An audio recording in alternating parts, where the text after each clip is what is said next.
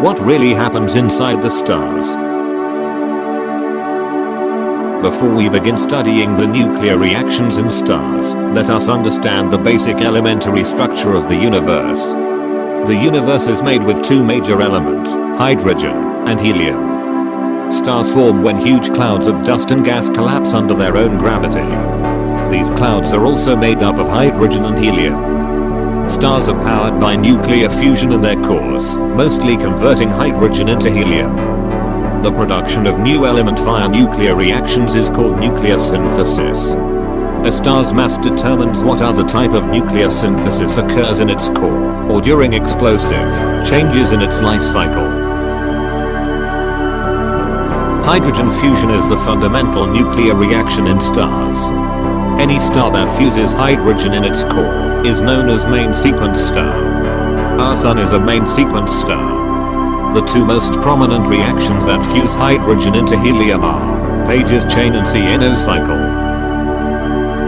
Page's chain stands for proton-proton chain. In this reaction, 4 hydrogen nuclei combine to form one helium nucleus as shown below. 2 protons come together and form a deuterium nucleus, 1 proton and 1 neutron. This is a two-step process. First 2 protons combine to form a diproton. Then one of the 2 protons changes into a neutron by releasing a positron and a neutrino. Beta plus decay. Note that the total mass number of nucleons is always conserved. CNO stands for carbon, nitrogen, oxygen.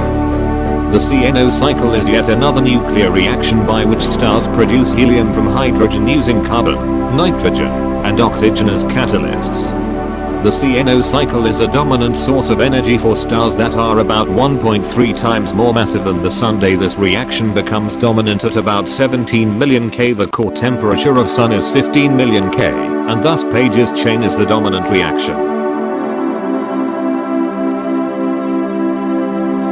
Helium fusion. The alpha process. Once all the hydrogen has been converted into helium in the core, it is time for the next nuclear reaction. After helium, carbon forms via the triple alpha process. This reaction is simple. 2 helium-4 nuclei come together and form beryllium-8. This beryllium-8 nuclei is further attacked by a helium-4 and forms a stable carbon-12 as shown below.